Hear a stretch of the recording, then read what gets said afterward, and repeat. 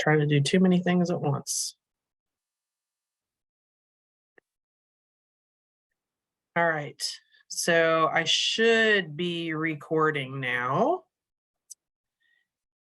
And we've been storing the recordings on our Metro Master Gardener YouTube channel. If you don't have the link for that, you can certainly just go to YouTube and you can search for Metro Master Gardener, just like it says, Metro Master Gardener, and that channel should pop up and you can see all of the recordings that I have there. Watch them to your heart's content. And if you have any questions, you can just hit me back at the email that I sent, the reminder email I sent this afternoon, if you have questions about that. All right. So here we have a nifty picture of a very formal garden. And most of us are probably not going to do anything at all like this in our landscape because, let's face it, that takes a lot of time and effort. But as you can see, it is a very good example of what you can do with pruning. So pruning is both science and art. This is kind of a nice art form, so that's probably why it's here. But you have to have kind of an understanding of how plants are going to respond to these various pruning cuts and making these cuts appropriately so that you can maintain the health of that plant and allow proper healing after it, because it is a wound. So we want to make sure that we're using the proper equipment and we're using the proper technique so that our plants remain healthy, because after all, we've put a lot of money and effort into them and we don't want them to get unhealthy and get diseased and have issues. So why prune? Well, you always kind of want to prune with a purpose. I mean, some of us, after this last cold snap that we had, getting out there and, you know, looking around at everything that froze and all these leaves are frozen and we're just so tempted to just start chopping. I've gotten lots of phone calls from people about that, saying, all these leaves are dead. What should I do? And believe it or not, right now, we are just telling people, hold off. Do not do any pruning. Just wait. Wait until about mid-March. We've had some nice warm weather. We've had some good rain. And so what we hope is that a lot of the plants that were a little cold sensitive and have the leaves that are frozen and now turn brown and have fallen off, that you're going to start seeing some green buds. So I know there were several people that were really worried about their tea olives, but the good news is that we've had, you know, we've seen that a lot of these tea olives are now starting to bud out again. So even though they look really sad right now and all their leaves have fallen off, they're coming back, or they should come back. So just be patient and give them some time and some warm, you know, more warm weather, and hopefully they'll be fine. Again, never pruning just for the sake of pruning. So like, you know, you have a lot of shrubs, bushes, some trees that can have a very nice shape if you just allow them to kind of just do their thing. But a lot of us want to train them into hedges, you know, really cut them back. You know, you just, a lot of people want that more formal look. And so if they want that more formal look, they're going to be doing a lot of pruning. But we're a really big proponent of, when you're going to put some trees or you're going to put some shrubs in your landscape, why don't you pick something that is similar to the size and shape that you ultimately are looking for? That way you don't have to prune as much. So the plant will usually be healthier. It'll have a desirable growth habit, a size and a shape, and you don't really have to do much pruning. So like this azalea here in this particular picture, you can see there's some taller, lankier parts to it. And it's perfectly okay to go in there and remove those and give it a more uniform shape. So you're just kind of keeping in style with the same oval rounded shape of the plant itself and taking out those outlier branches that just kind of pop up over the top of everything. But that's pruning with a purpose. You're looking at it and going, yeah, those two branches don't really look like they're supposed to be there, so let's go remove those.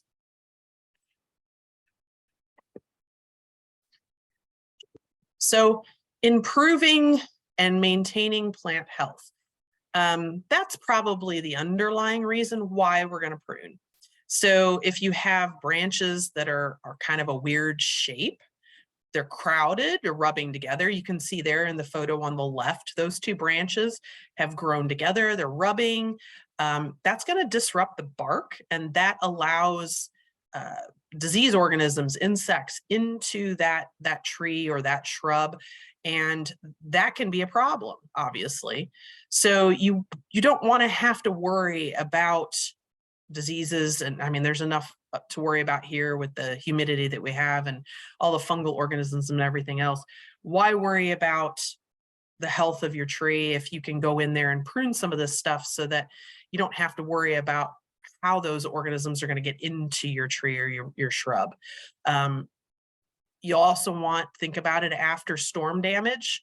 And you may have Bradford pears out there that are old and established in your landscape.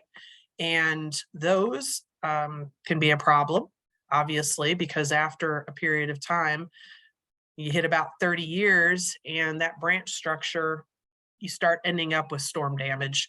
So of course, we would recommend you probably just remove the whole tree and then plant something more suitable back in its place, but you can limp them along and make them survive a few more years. So you can also prune to improve flowering and fruiting. So the more flowers and fruit a plant produces, the smaller they become. And this is seen, and you can see that sometimes in rose bushes or fruit trees.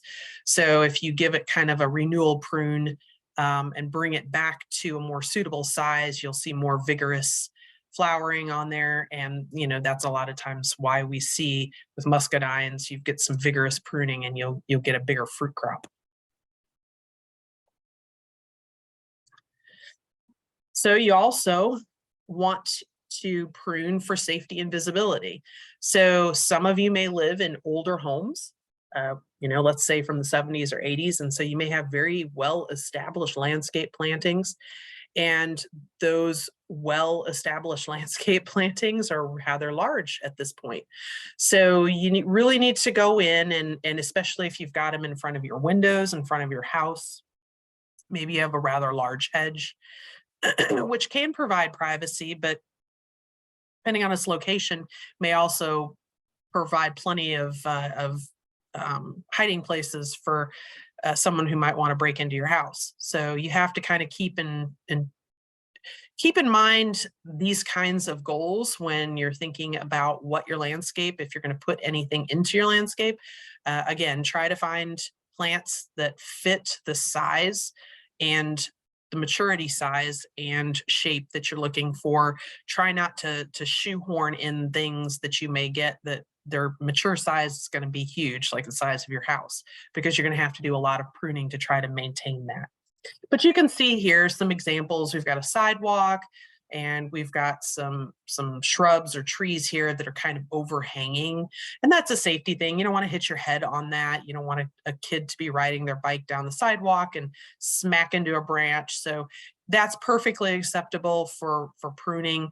You'll see, here over, you've got a shed and looks like some lilacs, and you can't really see the shed. So coming in and selectively removing some of those lower lying branches is probably a good idea at this point.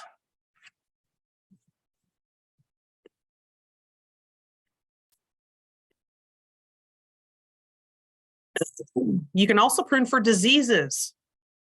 So I haven't mentioned up until this point sanitation. And sanitation is very important, especially when you're dealing with a situation where you're pretty certain that you've got some type of disease that you're dealing with. Here you've got some lelands, and they've got the Botyspheric, I always mess this one up, Botyspheric canker that is infected them and has caused selected branches to turn brown and die.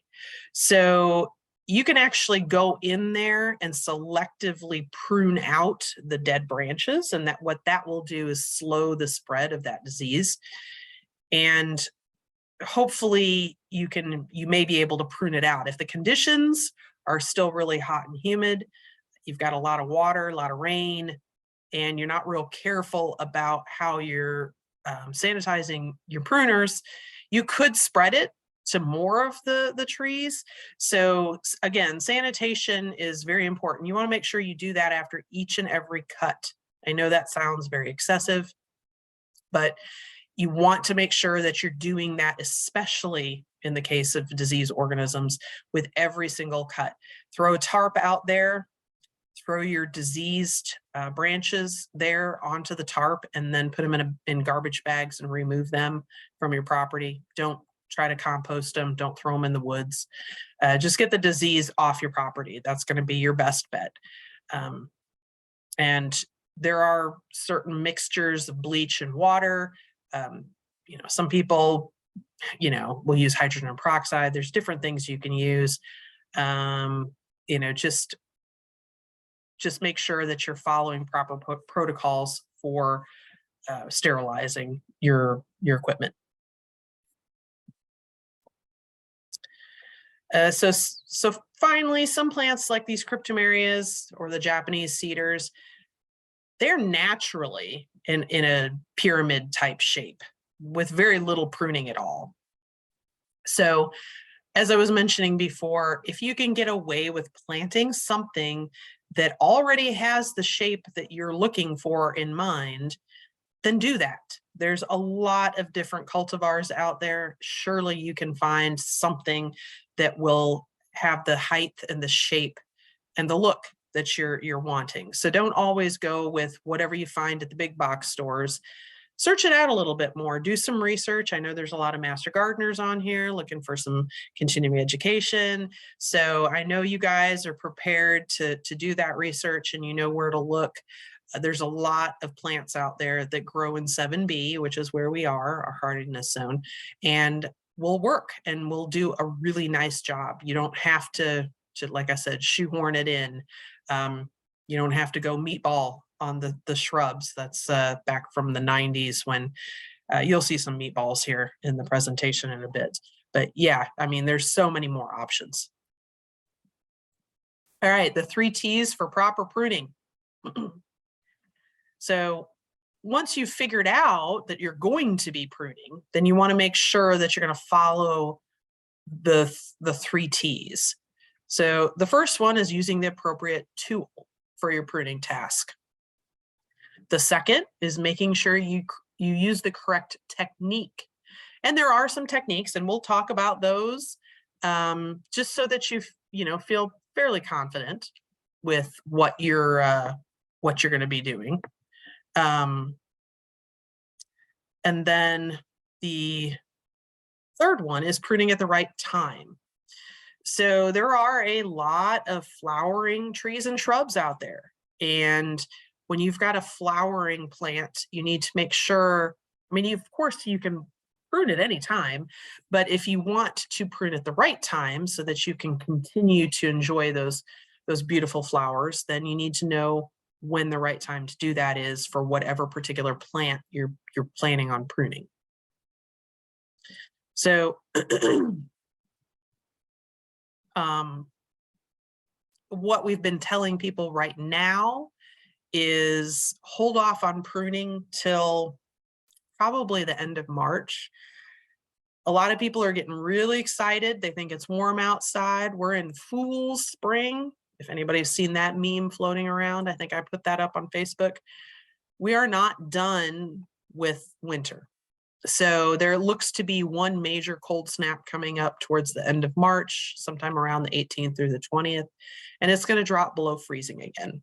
So we need to be aware of that. The plants, everybody's seeing everything bloom right now, everything's starting to leaf out, and that means sap is flowing. So we want to make sure the right time is we wait until after that last big freeze, because we don't want the sap to flow, because that plant has to heal itself.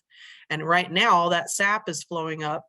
It's going to flow out, and then you may end up with secondary freeze damage. So just try to hold off if you can, and wait until, you know, after the end of March. I think by that time will probably be pretty good, at least for the 30-day outlook that I've seen. So here's some tools, general tools. I mean, there's a lot more here than what, yeah, I've got on this one slide. I mean, we know there's all sorts of different types of pruning tools out there. So just, you know, a few examples: a bow saw. These are good for pruning small and medium-sized tree branches. Sometimes you'll use this when you're cutting firewood for like smaller kindling pieces, that kind of thing.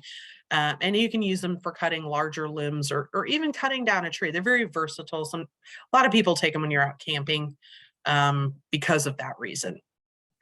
And pruning, a pruning saw with a D grip. So this is good for extra large branches or limbs. And you can get a pretty darn good amount of force when you're sawing with it. And you can even use it double-handed or two-handed, so that you can add more power to each stroke that you're doing. And then there's a pruning saw with a crescent grip. So this is a curved bladed saw that you can use if you're sawing over your head. So if you have some low branches over your head that you can reach, this is a good choice for what you would use. You can also use it if you're sawing below your waist. And basically the curved blade is going to hook in and dig into the wood. You have a folding saw. So that's great if you want portability. So maybe you're, you know, out on your hunting land or something like that, or you have a good bit of property and you got to walk all the way to the back. This one you can fold up, put in your back pocket, you know, however you want to get it out there, then pop it open. And it's nice for that. So you don't have to worry that if you trip and fall, you're not going to saw your arm off. They come in a variety of different sizes, so you're not stuck with just one particular size, but they are good for safety.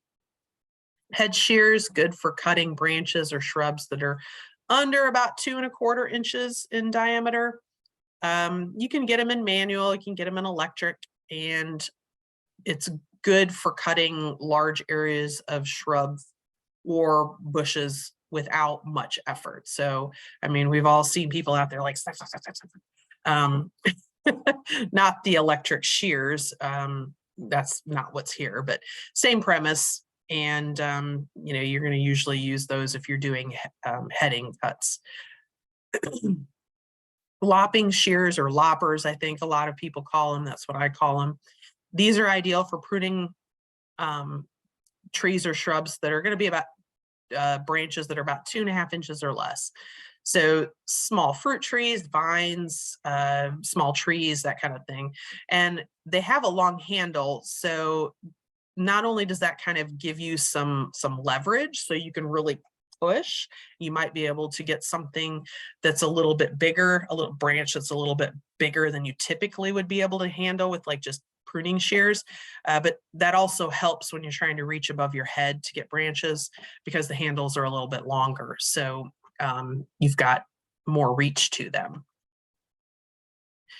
And then you've got the combination pole saw pruner. These can be used for making smaller cuts. Good for getting dead branches out of trees. I use one. I've got an oak tree in the back, and you know, it doesn't matter what I do to that thing, the bottom branches always seem to die. So I'm out there every spring, usually with my pole saw, cutting them down.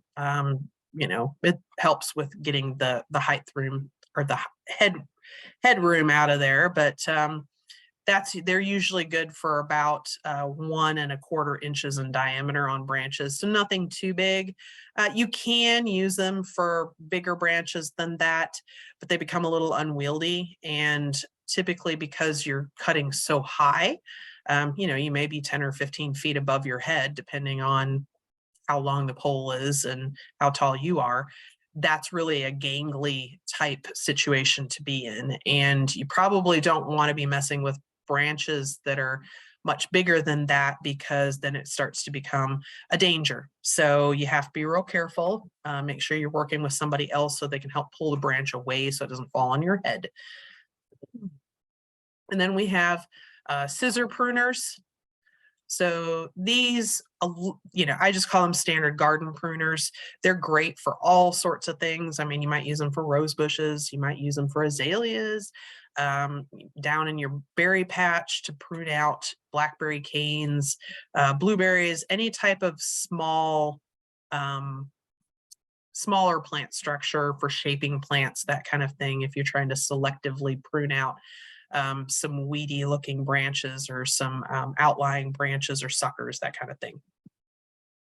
And then you have anvil or snap cut pruners. These are good for cutting dead branches and twigs. You don't want to do it on live.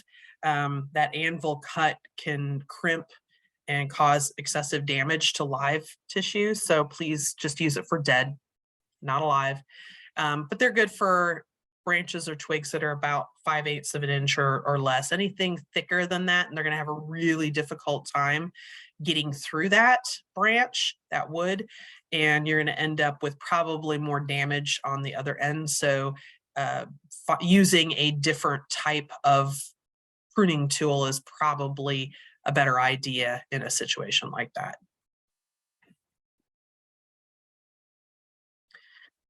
Pole pruners. So I already talked about pole pruners a little bit, and they're used again to remove tree limbs, branches that are up from ground level. So something that's going to be, maybe 10 or 12, 15 feet above your head. If you have a real long extended pole pruner, you might be able to get 20 feet. They're available with both fiberglass, wooden handles. You can get metal ones. There's usually a cutting blade up at the top, and some of them have ropes. Some of them don't. Some of them it's just a saw on a telescoping handle. But again, it's for removing, branches that are going to be probably 1.5 inches or less in diameter, and that's mostly just for the sake of safety. You probably don't want to do much more than that because you might end up having it fall on your head. So what we've got here, we're just talking about sharpening. So a lot of pruners are going to be pretty expensive to purchase. Just a little pair of scissor pruners. I mean, if you have a good pair that's from a good quality name brand, you're going to end up spending probably like 20, 25 or up. Now you can buy them cheaper than that, of course, but they're not going to stand the test of time. So I recommend get yourself a very good quality pair of pruners and take care of them. So that means you don't leave them out laying on the ground and let the rain get to them. Make sure that you pick them up and you bring them in and you put them away. And periodically you're going to go and you're going to sharpen the blades, because the dull blades are going to tear through the plant tissue, and that causes jagged cuts, which is not good. You always want a clean cut, because if you have jagged cuts, then that's how disease organisms can get in there and cause problems. So keeping your blade nice and sharp is the way you want to go. And if you don't want to do it yourself, folks, you can take it down to your local Ace Hardware and they will sharpen the blades for you. There's all sorts of hardware stores around that will do that for a price. But again, you don't have to do it yourself. You can, I'm sure that you probably got a friend or a neighbor that'll do it, or the store. So the basic principle of pruning, most regrowth is going to occur within about 6 to 8 inches of the cut. So you need to kind of understand a little bit about the biology of the tree. So you can see behind the text here, you have the main stem of the tree or the shrub that's been pruned. So the regrowth is going to occur within 6 to 8 inches of where this cut is made, and that's actually called apical dominance. And it's influenced by a hormone called auxin. AUXIN, which is produced within the terminal bud of the plant. So auxin is going to inhibit that lateral bud growth as long as that terminal bud, or that bud up at the very tippy top, is intact. But when that tip is removed, let's say you had a sucker and you cut it off. But when you remove that shoot tip and that auxin inhibitor are removed. So the buds or the shoots that are closest to that cut then are signaled to start growing. So the easiest way to kind of explain this is a heading cut. So if you have your pruners, your electric hedge trimmer, and you're going across your hedge, where does all that growth happen once you cut? Is it in the middle of the shrub, or is it right at the end where you made that cut? So as we're all finding out now, since we had that big freeze and a lot of our leaves fell off, you can see the interior of a lot of those shrubs is pretty bare, because most of the heading cuts that we've been doing on those shrubs, those hedges that we have between our house and our neighbor's house, all the growth is in that top 6 to 8 inches. So the interior of that shrub is there's nothing there. It's just, empty. And so that's a pretty good example of what we're talking about right here. So understanding that, you can understand what types of pruning you might be wanting to do on certain plants. All right, so this is just a picture of what I kind of talked about. So you can see here, you have the terminal bud, which is up at the very tippy top. And that terminal bud, I don't know if I can, maybe I can draw right here.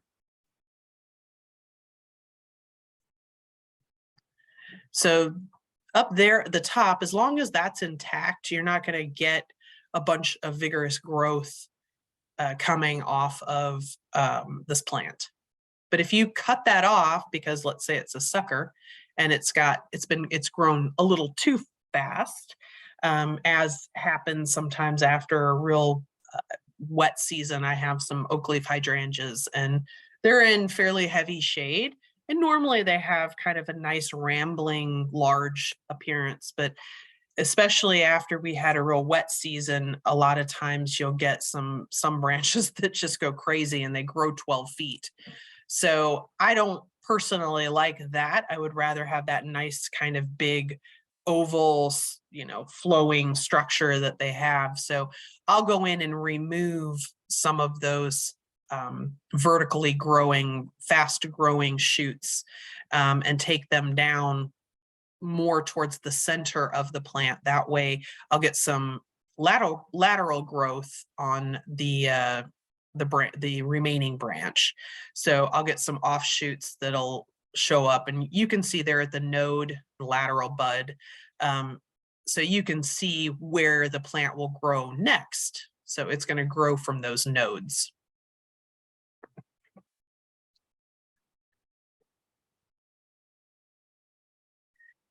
All right, hang on. If I use the toys, it makes it not want to advance. Okay, so here's a little bit more of a close-up. You can see a bud scale scar, lateral bud, a leaf scar, and a node. So if you're going to cut, and the next slide will show you kind of where you want to cut. There are specific places you want to do it. So you really don't want to, oops, hang on a second. You don't really want to cut, let me see if I can show you here. You don't want to cut up here.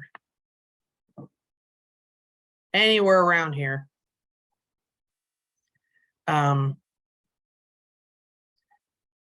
That's just not a good place to do it. There's specific places that you can do it.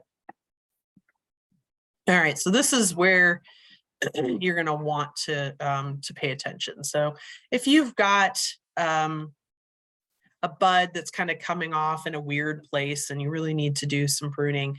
So here, this shows you kind of where you're going to be doing your cutting. So always cut back to a bud. Don't leave it.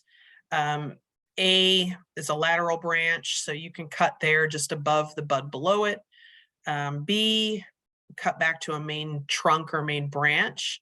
And C, you don't want to leave the stub. And we'll go a little bit more in depth if you have a larger branch, I guess. This would be as if you're going to do some very specific pruning, like maybe you have a espalier or something like that, which would be if you had a trellis and you were really trying to train some type of a plant to that particular trellis, and you really only wanted one direction of growth so that you could cut off everything that was coming off at an angle to that. So making the cut, prune just above the bud at kind of a slight angle like you see in diagram A. And that's so that water is going to be able to run off and it's not going to be able to sit on that cut surface and promote wood decay. So you don't want it just flush straight across. You want to make sure that you're getting it at an angle. But you want to avoid too wide of an angle like you see there in B, because that provides a bigger surface area for disease and infection to get into. So it's kind of just a real fine line that you're walking. The cut in diagram C is also incorrect because it's too far away from the bud. So it's going to have a hard time healing. The buds are going to produce auxin that's going to produce or promote that wound healing. And when the wound is too far from the bud, then the effect of that auxin on that wound healing is reduced. So that leaves that open to insects and disease far longer than it should. So make sure that that cut is in proportion like you should see at A. And finally, with diagram B, it's incorrect because the cut was just made way too close to the bud, and the bud is now injured. So you've injured that tissue. And when this occurs, the effects of the auxin by that bud on that wound healing is also reduced because it's been injured like that. So just kind of keep that in mind when you're doing that. Okay. I love it when these are in here. I don't realize it. Oh, goodness. All right, pruning technique. I love animations, folks, but when I'm borrowing somebody's presentation and I don't realize they're in there, it makes me chuckle sometimes when I'm like, oh, here I am just talking and I could have used the animation. All right, so 2 basic types of pruning techniques. We teach these in the Master Gardener classes, but we also tell folks if they call and ask us questions about what's the best way to prune, fill in the blank. And we'll get a little history and kind of talk to them about it and then suggest a good way to do that. So heading, which is what you see over on the left, is kind of an indiscriminate cutting of branches to about the same level. So whenever you see a hedge cut or the meatball shrubs or that kind of thing, excuse me, that's heading. Shearing is an example of heading. So small leaf evergreen type shrubs are sheared in a landscape. So, it's usually in a head shape or, conical shapes. The first picture I showed you of all of those evergreens, that was a heading cut. And then the shrub on the right is thinning. So thinning, on the other hand, is the removal of very selected branches within the canopy back to the main trunk or a side branch or a bud. So a heading is going to give you, the heading which is on the left is going to give you a more formal appearance, while the thinning results are going to be what's on the right is going to be a more informal appearance. And so really, like with the one on the right, you're going to kind of you're going to prune something, and then you're going to take a step back, and then you're going to look at it, and you're going to decide, does it need more pruning, or is this what I like? And so sometimes you're just removing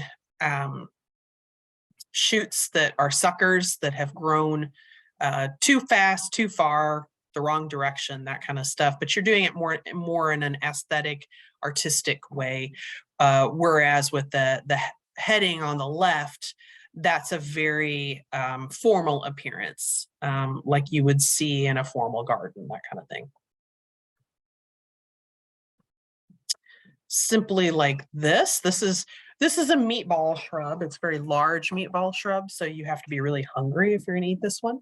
But this is a good example of shrubbery that's just been forced into submission by constantly pruning, doing a heading prune on it. So if you, and I'll show you here in a second, this is what kind of looks like inside. So you can easily see here that really you only have maybe 5 or 6 inches of greenery, of leaves, and the interior of this shrub is just bare. There's nothing in there. So if there's damage to it because somebody hits it, like you see here, and takes away part of it, then it looks pretty bad. So there's reasons why you wouldn't want to do heading prunes, but if, you know, again, it's really dependent on the aesthetic. So if you have a very formal garden, you probably have that in there, and there's a time and a place for it, but just know that that's what's going on the interior of your shrub. So pruning near a sidewalk, this is an example, and it looks pretty ugly.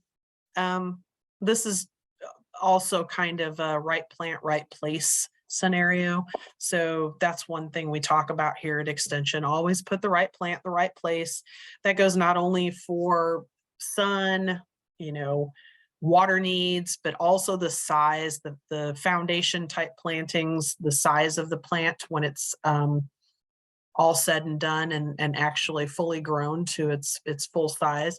You don't want to put something in there that's going to be 10 feet wide when you only have 3 feet, like here along the sidewalk. So what's happened is you've had to go in there and do some really hefty pruning back so that people can walk on that sidewalk. In this case, I would pretty much just say, hey, let's just cut that plant out and put something that's a little more suitable there. So this would be a wrong plant to shear. You know, you can kind of see here, it works, but there's so many more plants that you could put in here in a landscape planting like this that would look so much better. And if you went in and tried to do any heavy pruning on this, this would look very similar to that one I showed you a couple slides back, like this. So just be mindful of the choice of what you put. If you are going to rehab your landscape, which a lot of us do, we get tired of whatever the builder put in there and we go in and do some work on it. Just, you know, don't make the same mistake. Make sure that you put some thoughtfulness into the selection of the plant. So you can see here, this person is doing a very selective thinning. They're not coming in with hedge clippers and heading that shrub to keep it a certain size or shape. They're only removing this one, looks like sucker type branch that's shooting straight up. So it's going to give a more informal, natural appearance and is going to be a lot lower in maintenance than trying to do heading prunes. You may only have to prune once a year to kind of keep it in the same generalized shape once you get it within reason of what you want. So, you know, you could look at this and say that's kind of needs a little help there. It's looking a little rough. It needs to really be reduced in size and shaped up a little bit. It's looking pretty lumpy and bumpy. And so this is what it can look like with proper thinning cuts. So he didn't have to get the pruning shears out, you know, the electric hedge trimmers. He just did a lot of careful work. So he would prune something and then he would step back and he would look at it again. And then he would take another branch out until he got it down to about the size that he was looking at. So, you know, I know it's more formal if you have heading cuts, but, you know, I think it's more of a work of art if you're doing thinning like this, because it really takes a good eye to make sure that you get the product that you're looking for. This is just a mess. This is a good example of what can happen if you've got the regrowth. So likely what was there before was just a really overgrown hedge, and they came in and just butchered it to cut it way back. You can see a lot of the brighter green growth on there. That is, the new growth that's coming in. But yeah, it's looking a little mess right now. So here's just some examples: the right way, the wrong way. You don't want the feet of the bush, if you will, hanging down. So just be careful about, as you're cutting it away, that you're not taking too much off the bottom. And you can see here's an example of that, where the new growth occurred when the plants were pruned. They wanted it to be a hedge, but very little growth happened at the bottom. So as they grew up, it looked like they were standing on legs. So you can peek underneath.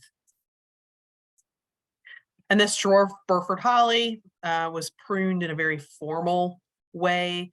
It is fairly thick and dense. There are shrubs that are better suited to hedges. So just make sure that, you're kind of taking that into account. And improper pruning. So just some examples that you can see. Crepe myrtles. We got quite a few slides on these. So crepe myrtles, they're all over the place down here, and you either see them kind of allowed to do their own thing. You see some folks who have been educated and do the right thing, and then you see a lot of the crepe murder. It's so sad. So this one, you can see it's before pruning, and needs a little bit of help. So, you're going to come in and do some work. You're going to take out some of the smaller branches. You're going to train it so that it looks a little nicer, has a little bit more, formal appearance. Selective thinning is done, like I showed you on a couple slides back, and it's going to open up the canopy, and you're not going to have as much. It's not going to look exactly like a shrub. It's going to look more like a trained tree, I guess. And then here's improper pruning. So you remember how I said crepe murder? I think we all know about crepe murder. We all just tell people, just don't do it. And there's a lot of reasons why. I mean, first of all, it's very harmful to the tree. So you're going to force the tree to put a lot of extra effort into trying to fix itself when you cut off so much of its branches. You can see here, you've got an older one on the left. Crepe myrtles are really good at suckering. So, if you're not careful, you might end up cutting too much off, and then that ends up encouraging that tree to start suckering from the base, and then you completely lose the clean cut look that you're looking for. But the reason that we don't recommend you do it, I mentioned, it forces the plant to put an awful lot of energy into regrowing the branches that you've cut off. And what that does is that artificially uses up extra nutrients and energy that plant might just put into surviving and being happy and healthy.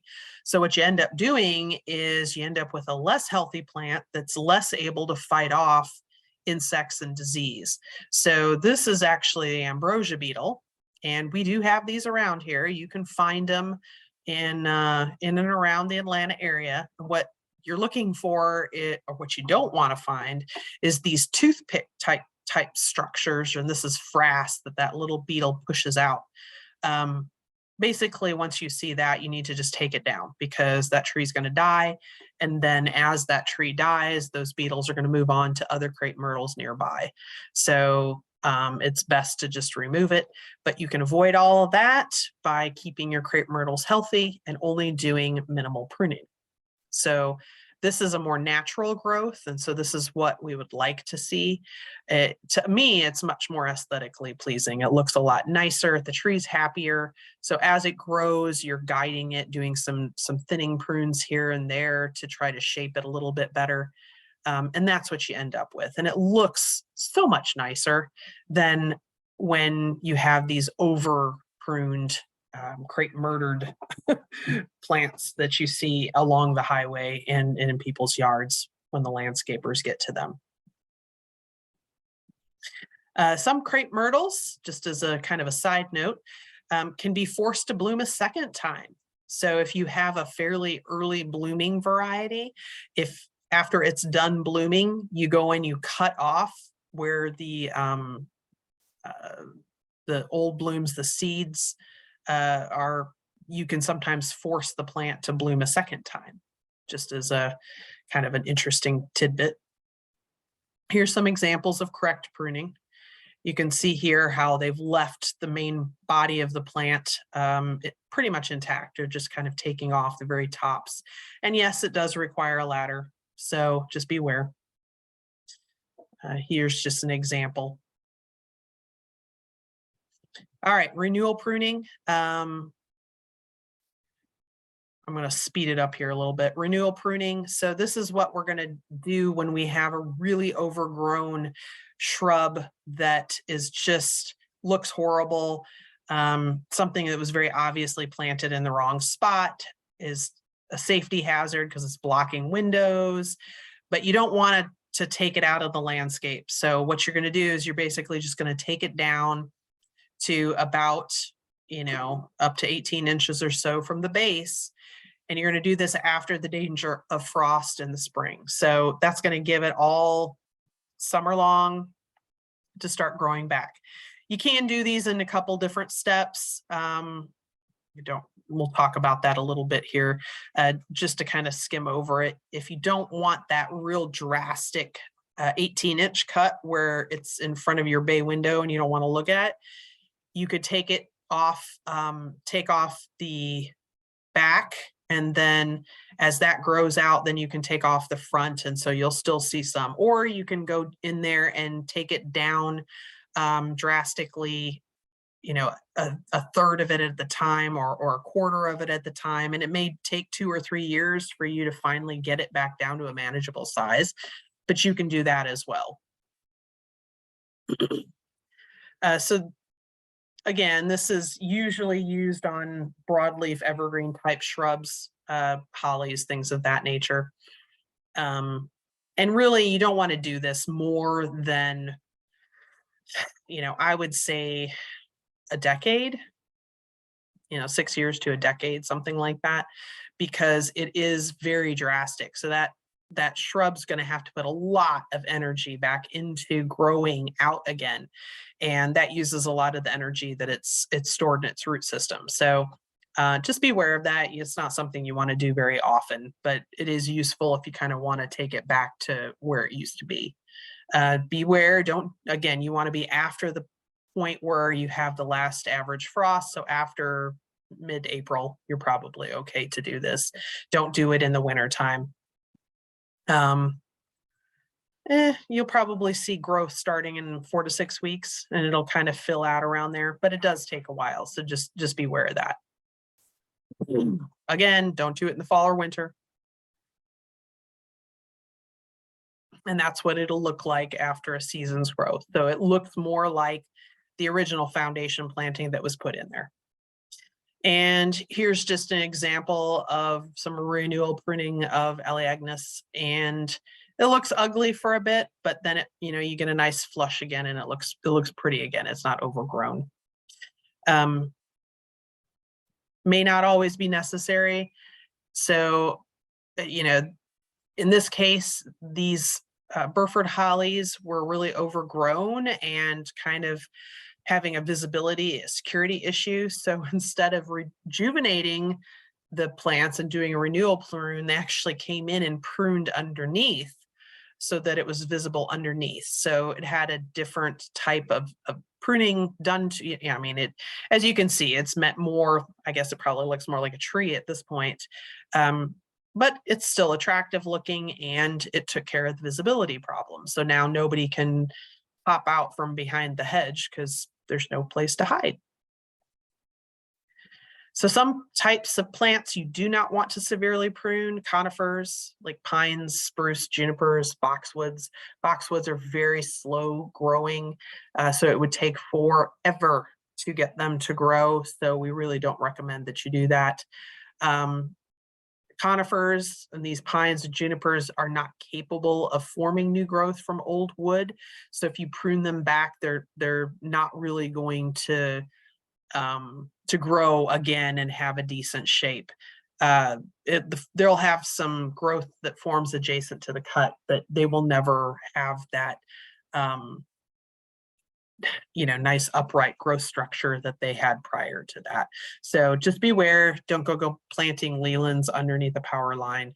If they come in and top them, they're not going to look very nice. And here's an example of how they cut off.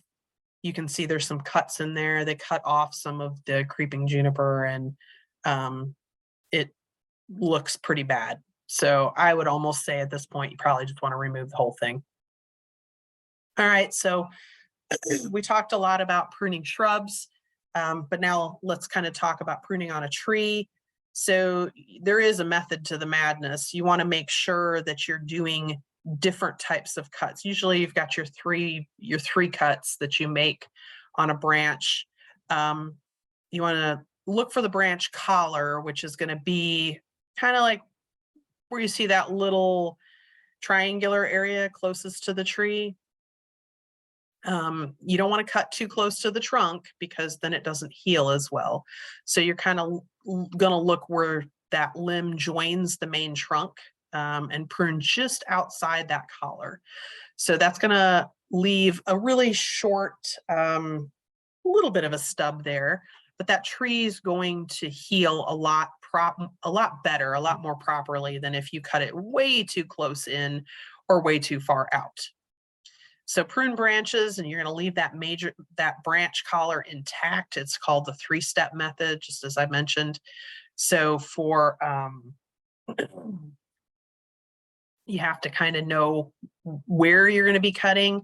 And so any type of a fairly heavy branch, anything bigger than about 1.5 inches, I would say, you're going to make your first cut a little bit up. And that's going to, you can see there on the picture on the left. So you've got your first cut, which is going to be a little further away from the branch collar. And then what that's going to do is going to take some of the tension off of the tree. You don't want it to rip and peel away. So what that's going to do is that's going to prevent that. So then you're going to go a little bit further out, and you're going to make a second cut. And what you're trying to do here is remove the weight off that branch. So if you have a really long, heavy branch, then you want to make sure that you're going to take that away. So you're going to do your second cut up from that first cut to remove that piece. And then once you've got that, you can come back. The weight's been removed. This is on, again, a heavier branch. The weight's been removed. You can make your final cut starting from underneath and removing that. And it's safer that way also. And the tree will heal better. So again, you can see there, they've made a very definition between the line between the branch collar and the branch itself, so you can kind of see what they're really trying to talk about there. But you can use this for smaller cuts too. I mean, it's a good way to make sure that you don't have any peeling, because again, you don't want to peel the bark back. That just makes an open area for disease to get in there and insects. So it's healthier to do it this way. And he's going to just show you here so you can see he's come up there in that first one, first picture. He's making the undercut there about 1/3 of the way through the limb. And then the second cut is made downward and beyond the first cut. And the limb may break back to that first cut, but be careful, because you can see here, this is a real heavy limb. And, here you've gotten rid of that real hefty limb now. So you've got the split portion, but it's a lot lighter now. So then you're going to come in and you're going to do your final cut just past the collar. You can see the saw there, and you're going to remove that part, and then it's done. And this is just kind of to show you all the different, I mean, whoever did here just slaughtered this poor tree. Some cuts were made decently, some have been cut way too far out. You know, some piece like the one up at the top right, the arrow, red arrow there, that's showing you they just left the strip bark behind. So obviously a lot of improperness going on there. Here, this was pruned too close to the main trunk and into the branch collar. And so a large callus tissue formed, and it never did heal correctly. So the hole inside there, it never was able to close. And so insects and disease and can get in there, and there's a real high likelihood that there's going to be some decay of the heartwood within the tree for that. So if you cut it too close, that's what happens. This is a proper prune, so you can see it's outside the branch collar, and it should heal nicely. You won't have to worry about that. So wound dressing, that's a big nope. There's lots of research that says you don't need it, and it just prevents it from callusing correctly. So just don't. I know that's been taught in the Master Gardener courses. I agree also, just don't do it. The tree, if it's healthy and doesn't have issues outside of just taking off some of the branches, it can heal itself just perfectly fine. So just go ahead and let it do its thing. All right, spring versus summer flowering. Plants, prune spring flowering plants after they bloom. A good example is like azaleas. Some ornamental plants are going to bloom during the spring, some in the summer, but generally most spring flowering plants are going to set their flowering buds the previous fall. So you can, of course, cut anytime you want, you can prune anytime you want, but you're not going to have the blooms. So you just need to be aware of that. Some summer flowering plants are going to bloom on new growth of the season and should be pruned in late winter before new growth. So we got a couple lists here. You can see spring flowering plants, prune them after they bloom. That's going to be azaleas, forsythia, oak leaf hydrangeas, flowering cherries, flowering quince, forsythia. All right. Oh, I already have forsythia on there. Pyracantha, gardenias, dogwoods, redbuds, rhododendrons, Bradford pears, or you could just cut the Bradford pears down. Wisteria, witch hazel, and weigela. Yeah, that's when you're going to prune them after they bloom. So just azaleas, forsythias. I know it's tempting. I've seen forsythias in hedges. Their natural form is this, just kind of a very rambling shrub. Just let them do their thing. They're so much happier when you do that than if you try to train them into a hedge. Hydrangeas, you know, there are some rules of thumb. There are different types of hydrangeas, and some of them old wood, some of them new wood. So just know what you have. Species wise, if you're not sure, you can always take a picture and send it to us at the office, and we'll ID it for you and tell you what you need to do. Summer flowering plants, prune before spring growth happens. So in winter, that's going to be crepe myrtles, glossy abelias, golden rain trees, rose of Sharon's, nandinas, shrub roses, sweet shrubs, beautyberries, grandiflora roses, floribunda roses, butterfly bushes, spireas, chaste trees, tea olives, and camellias. So you want to prune these guys late winter. Chaste tree or vitex, just some pictures so you can help ID. Crepe myrtles, of course, and some hybrid roses. Pruning do's and don'ts. Do plan to cut. Do plan every single cut. Again, you don't want to just go in with chop, haphazard mindset. So you really want to kind of plan what you're going to do. What's your goal? What do you want it to look like when it's done? And do prune to an outward facing bud if you're doing some pruning in a shrub, for instance. Otherwise, it'll grow back into the bush and won't be as visible. Do stand back and look. So again, to me, it's kind of an art form. So you're going to be taking a look and trying to figure out, does this look good? Do I need to take a step back, and do I need to take a little bit off here or there? Kind of like a haircut. You're giving a haircut to a shrub. Don't give haircuts. Haha. Don't leave stubs. Don't use dull equipment, and don't prune everything into one shape. So you want a little bit of variation.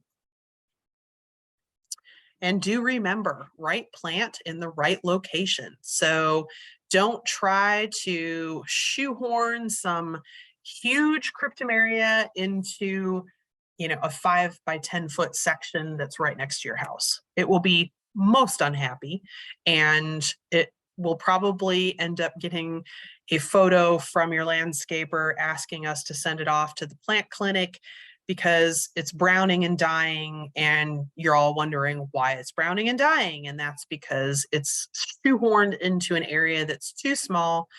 Its root system is probably damaged, and once it reached its maximum size, it couldn't sustain itself anymore. We get a lot of those that come in, pictures and samples. And remember, pruning is local in effect. So that auxin is going to, if you cut off that tip, that inhibitor is gone. And so it's very local in that 6 to 8 inches. So make sure that, again, you're going to figure out exactly where you're going to prune on that plant. Thinning cuts are best. We really don't prefer heading cuts. We really recommend that you do thinning so that you can get the best shape of the plant and it still has leaves on the interior of the plant. Use the 3-cut method when pruning trees. You do it long enough, it just becomes innate. You don't really think about it too much. It's healthier for the trees. Make sure that you're not cutting too close to the collar of that branch. Wound dressings are not necessary. Don't do it. It can actually retain disease close to that wound. Way better if you have a healthy tree, just let it heal on its own. It will. Prune spring flowering plants after they bloom, and keep your pruning tools sharp and clean. And don't forget about sanitizing. So even if you aren't cutting out diseased areas on plants, you need to periodically sterilize your pruning tools, because you never know. Sometimes there might be something there and you just weren't aware of it because the symptoms hadn't showed up yet. So take good care of your equipment. And with that, that is pretty much everything that I had. So I'm going to stop sharing. And if anybody has any questions, I'll pull up the chat box here. Let's see, what do you use to sharpen?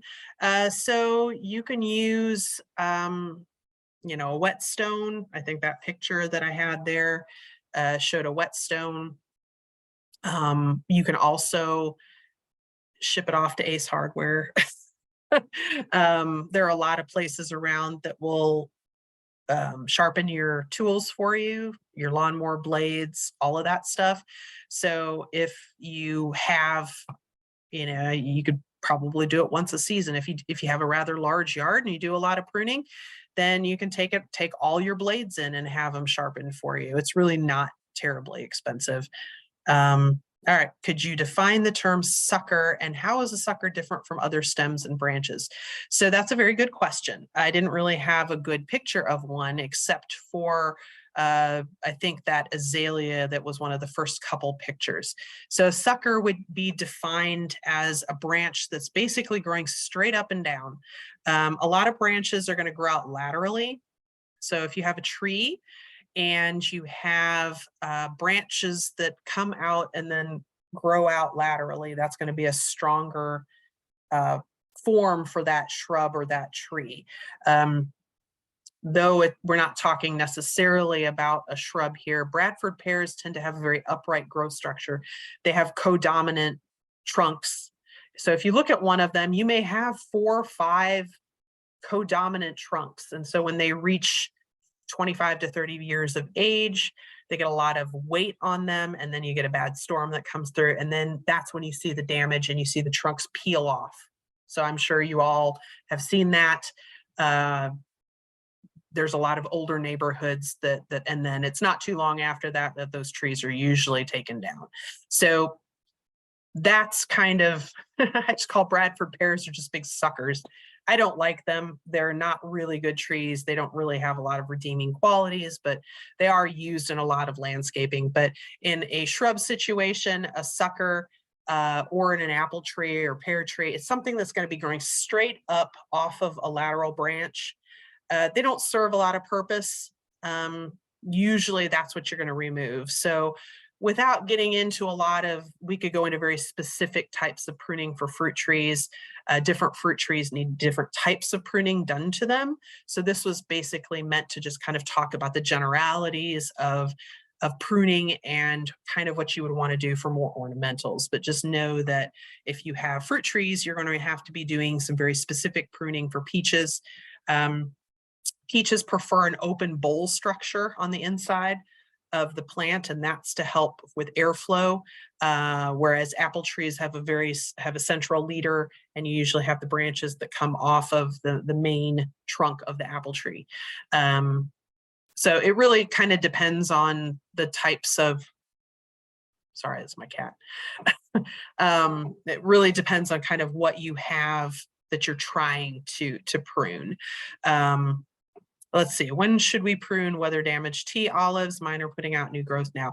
We talked about that, and we're really telling everybody, just don't, hold off. We're still expecting some more cold weather, at least 3 days, where it's probably going to dip below 0 at night and then be in maybe the 40s during the day. So not terribly cold, but the part that's concerning is I've seen some 29s and 30s overnight, and that's going to be like March 18th through 20 something, so towards the end of March. And what concerns me is that it's so warm now, and we have basically the entire month of March where it's going to be warm. And so all that sap's going to run, those leaves are going to leaf out, and then we're going to get some really cold weather. And so we may see some more freeze damage. If you go out there now, after you see some leaves and you prune, you're going to have sap that's going to flow, of course, because that branch is going to try to heal itself. If you still have sap that's flowing, what happens when you have sap and freezing weather? It freezes. So you may end up with more freeze damage, and then you have to prune more. So we're really telling people, just hold off. There's no rush here to try to, prune off this possibly dead branch. It's still, if it's dead, it's still going to be dead at the end of March. So there's really no need to jump into it. I know we're all eager to do that, but there's really no need to jump into it and prune right now. Use the rule of thumb on a renewal prune, for instance. You're not going to do that until after the danger of frost is over with, because you don't want all of that tender new growth to come out and get zapped by a late freeze. So the same theory goes here. You don't really want to prune too early, because then you're going to end up with a similar situation. You have a late freeze. And like I said, I've looked only about 30 days out. I don't think there's any more real cold weather coming in April, but I don't know 100%. I'd have to look at a little further out. I'm really only semi-confident in 30 days, not so much 60. And I really haven't heard much talk from, we get little updates on the weather. I haven't heard much talk that they're saying there's going to be a late freeze, which that's good, but they do say that, yes, there will be something going on towards the end of March. So just sit tight. It's not going to hurt to let it go another couple weeks until we get past the danger of that, and then we'll do a little bit more. Let's see, what do you use to sanitize or sterilize? So you can use, it's 2 or 3 to 1 bleach water to bleach, and you know, you can get a spray bottle. And so if you have your pruners, you can spray that. Some people just have a bucket and with their solution, and they'll dip that in there in between each cut. The bigger thing is you want to remove that and get it away from, so like that Leland I showed that had diseased branches, you want to make sure that in between each of those cuts that you're sanitizing. So you're spraying it really well, you're dipping it really well, you're making sure that you are sanitizing in between each cut, because it doesn't take much to spread it from one branch to another. There were still quite a few healthy branches on that tree. It was a savable tree. I mean, we've seen some that are just too far gone, you know, they're 3/4 brown. At that point, you have to remove them, but there you can save them in some instances. So that one is savable. But you really want to make sure if you're working on a healthy shrub or tree, just kind of as a rule of thumb, before you move to another one, go ahead and sanitize it anyway. So if you're working on a bunch of different plants, azaleas or something like that, just go ahead and before you move on to the next azalea, spray it down or dip it in a bucket or something like that, just to be safe. You never know. You know, there's lots of different insects that you might be able to just spray off, azalea lace bugs, that kind of thing. All right, let's see. How do I prune a young damaged eucalyptus shrub? It looks sparse. That one I would say you probably just would need to send me a picture. So I always say a picture is worth 1,000 words, and really that's the best thing to do. It's hard to give advice on how to fix something when I can't see it. So just like a doctor wouldn't fix your broken arm without an x-ray, I can't tell you how to, you know, prune up your eucalyptus without a picture, so I can see what it looks like and give you some ideas on how to try to fix that. So I guess if that makes sense. Let's see. If you're trying to send it, just send it to my email. That way I can take a look at it. And that's usually how we work. So if anybody has any questions or specific questions about specific trees or shrubs or something that they're dealing with, you can email me. I'm happy to, I work much better off email than I do the phone. So I see it there, but you know, I'm going to go ahead and just suggest that you email me with the question. Anything else, anybody? I think I got everybody's questions. Okay, thank you for emailing me. Again, just very brief overview of pruning in general, but just know that there's lots of specific stuff. If you have questions about fruit trees and how to properly prune those, or anything else, you know, feel free to reach out. That's what we're there for. But that's basically it. So, you know, thanks for coming in. We appreciate you taking the time this evening to come. And for those that didn't make it, you know, somebody that wanted to, again, it'll probably be up on the Metro Master Gardener channel sometime tomorrow. Have a good night, everybody.